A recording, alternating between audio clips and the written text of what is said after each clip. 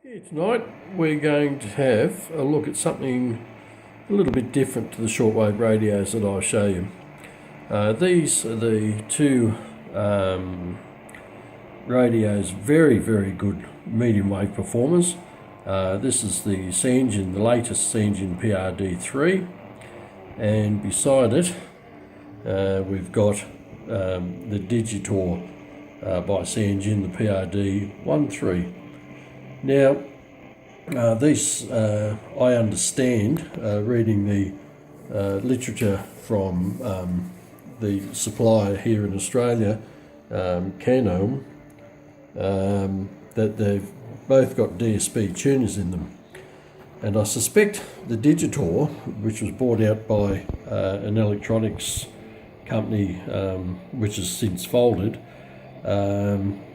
has now been replaced or rebadged engineered by Sangean as the PR-D3G,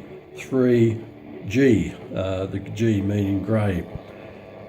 They're supposed to have DSP tuners in them, and they work very well on medium wave, and I must admit they're not too bad on shortwave either. In the United States, I think they're the CCRadio 2E, and in its various incarnations over there. The primary difference between the radios that came out here in Australia is that its ability to have the variable bandwidth. Pardon the camera shake there. Here you've got a narrow bandwidth filter, and when the light comes on, which makes quite a good little accessory for broadcast band DXing.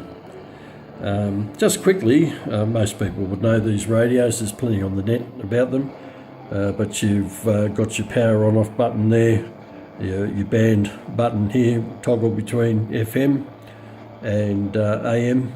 As I said here, you've got the AM bandwidth control, and also FM automatic frequency control.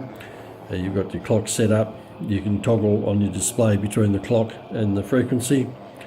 You've got alarm functions there. You've got manual tuning up and down here, and if you hold the tuning down, it'll scan.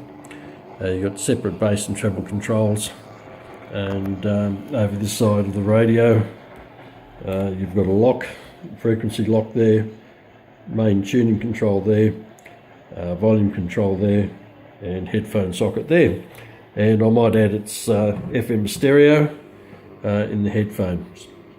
On the rear of the radio you've got external AM and FM antenna, and your input there for 240 volt AC operation. Here's your battery compartment, which the radio runs on 4 D cells. It's actually got rubber feet on it, which makes it a bit hard to spin it around. Now, just out of interest, it's probably a bit quiet at the present moment, but we had China Radio International there, 909. Let's duck up.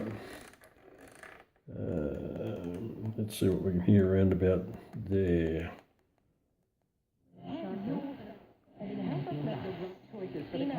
Now that'll be, there's a SBS frequency there, also New Zealand.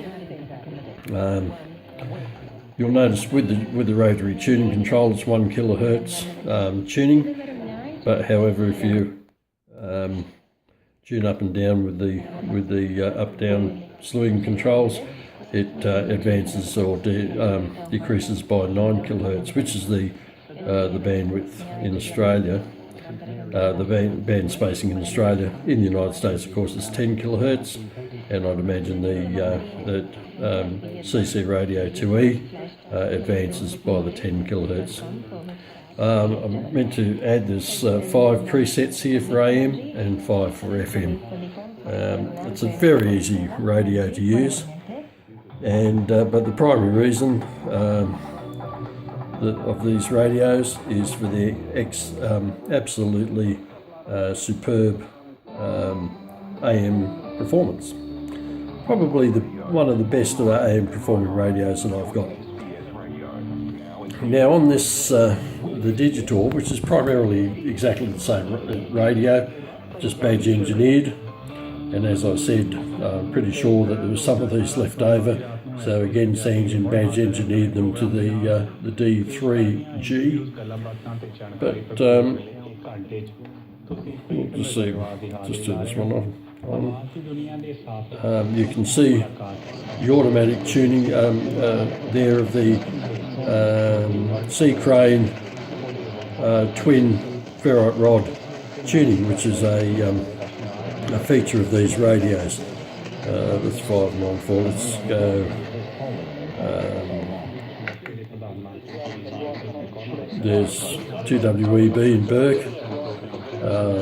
Very good signal strength there. And I can narrow that down there.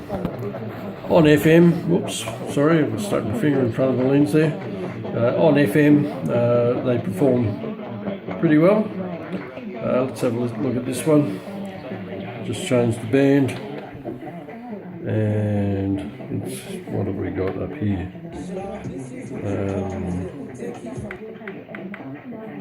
The duck down.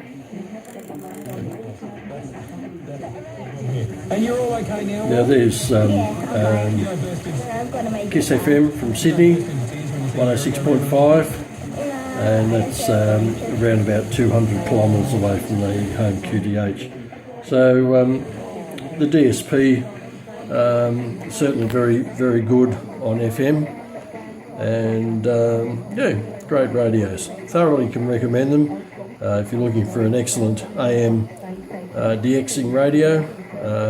These are the ones to get. Hope you've enjoyed tonight's presentation. Thanks for that. Until next time, cheers.